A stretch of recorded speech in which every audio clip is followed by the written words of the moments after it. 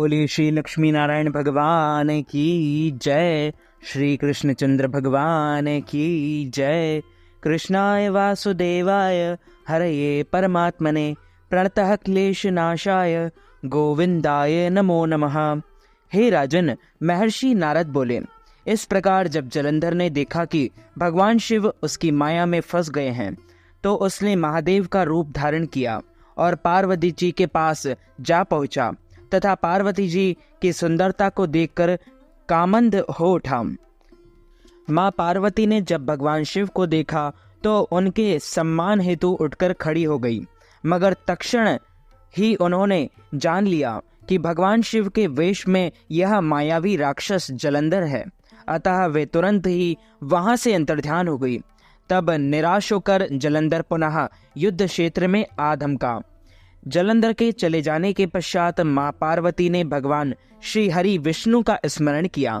वे तत्काल उपस्थित हो गए और जलंधर की करतूत जानकर उन्होंने उसके शीघ्र ही मारे जाने का आश्वासन दिया।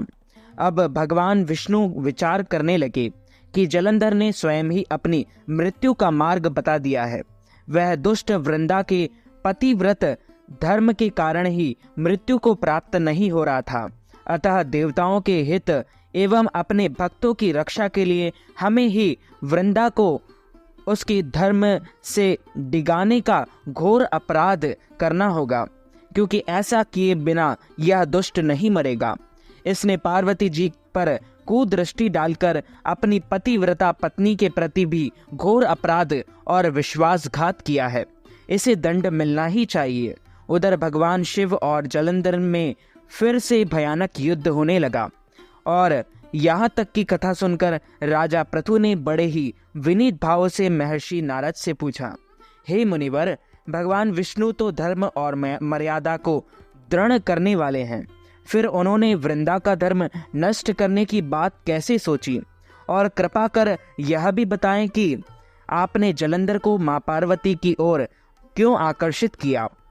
यह प्रश्न सुनकर तत्वज्ञानी नारद जी ने कहा, हे महाराज पृथु, देवताओं को परास्त कर तीनों लोकों पर अपना राज्य कायम कर जलंधर अहंकार से भर गया था और धर्म की मर्यादाएं तोड़कर रहा था। इसलिए उसकी मृत्यु आवश्यक समझकर हमने उसे भगवान शिव से युद्ध करने के लिए प्रेरित किया। भगवान शिव अकारण उसे भला क्यों मारते, जबकि ब्रह्मा जी के अनुसार उसकी मृत्यु उन्हीं के हाथों होनी थी। इसलिए हमने उसे उस ओर प्रेरित किया। जहां तक भगवान विष्णु का वृंदा का धर्म नष्ट करने वाली बात है, तो सुनो।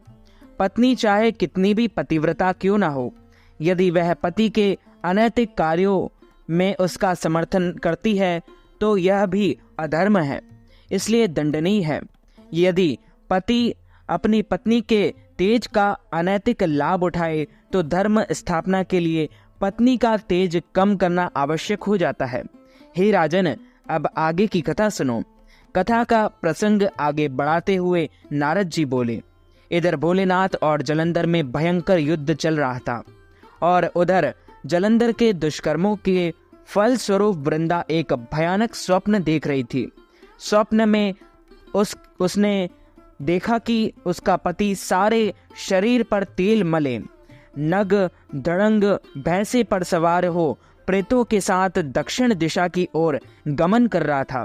यह देखकर वृंदा की आंख खुल गई और पति की ऐसी हालत देखकर वह अत्यंत व्याकुल हुई।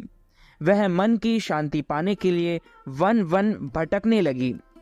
एक वन में जब वह विचर रही थी तो उसने सिंह मुख वाले 2 राक्षस देखे। उन्हें देखकर वह भयभीत होकर भाग खड़ी हुई।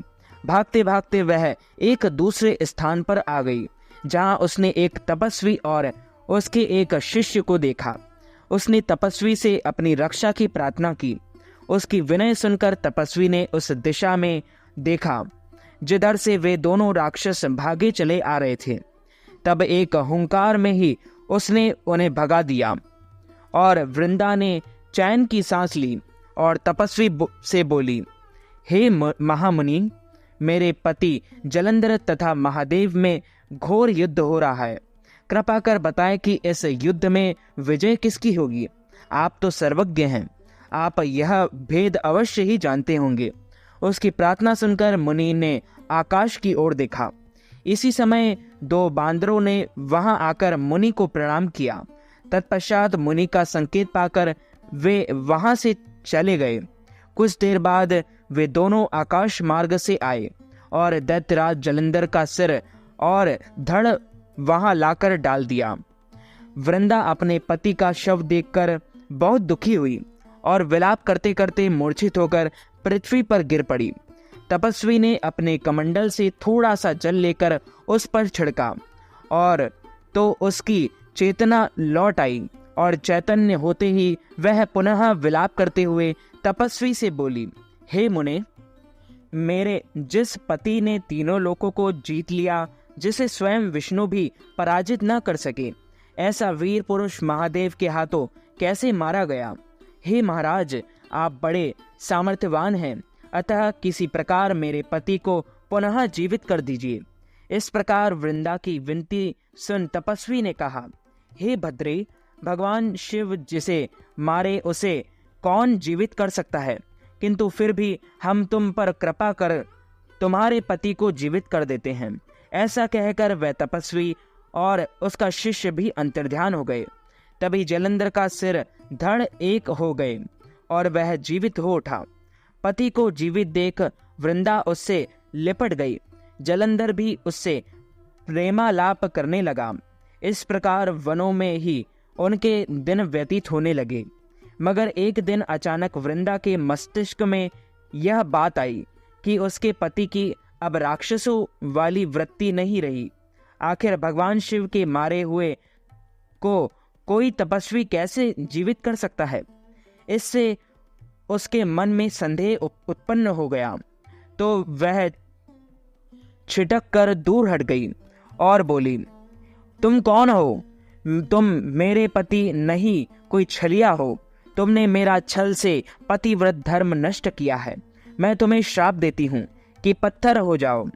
हे राजन, यहाँ तक की कथा सुनाने के बाद नारद जी बोले, भगवान विष्णु ही वे तपस्वी थे जिन्होंने देवताओं तथा अपने भक्तों की रक्षा हेतु वृंदा का धर्म नष्ट किया, क्योंकि दैत्यराज जलंधर उसके तेज से ही नहीं मारा जा रहा था। किंतु इस प्रकार छल करके वे अपने मन ही मन बहुत दुखी थे। वृंदा का श्राप सुनकर उन्होंने कहा, हे वृंदा, तुम्हारे श्राप को ग्रहण कर मैं अवश्य शीला रूप हो जाऊंगा, किंतु तुम भी वृक्ष रूप होकर मुझको प्राप्त हो सकोगी। और तभी वृंदा ने अपने पति के चरणों का स्मरण किया और अपने तेज से अग्नि उत्पन्न कर उसमें प्रवेश होकर भस्म हो गई और शीला रूप होकर भगवान विष्णु उसका स्मरण कर उसकी भस्म में लौटने लगे। उधर युद्ध क्षेत्र में दैत्यराज जलंधर ने माया द्वारा पार्वती जी का रूप धारण कर लिया और शिव जी को मारने दौड़ा। यह देख शिव जी आश्चर्य में पड़ गए। पार्वती पर हाथ कैसे उठाएं, यह सोचकर वे नीचे को मुख करके बैठ गए। तब जलंधर ने उन पर अनेक बाणों से प्रहार किया। इस प्रकार शिवजी को राक्षसी माया से ग्रस्त देखकर भगवान विष्णु तुरंत ही वहां आए और शिव जी को उसकी राक्षसी माया का बोध कराया। तब सचेत होकर प्लयंकर भगवान शंकर वेग से राक्षसों पर टूट पड़े। उन्होंने ऐसी भयंकर बाण वर्षा की कि छोटे छोटे राक्षसों की तो बिसात की क्या शुंभ और निशुंभ भी भयभीत होकर रण क्षेत्र से भाग खड़े हुए। तब शिव जी ने उन्हें श्राप देते हुए कहा, तुम युद्ध क्षेत्र से भागे हो, इसलिए पार्वती के हाथों मारे जाओगे। इधर वृंदा का पतिव्रत धर्म भंग हो जाने से जलंधर का बल समाप्त प्रायः हो गया था। इस प्रकार सभी देवताओं के तेज से बने सुदर्शन चक्र द्वारा भगवान भोलेनाथ ने उसका वध कर दिया। सुदर्शन चक्र के प्रहार से जलंधर का सिर कटकर भूमि पर गिर पड़ा। तब जलंधर का तेज शिव में एवं वृंदा का तेज पार्वती में समा गया।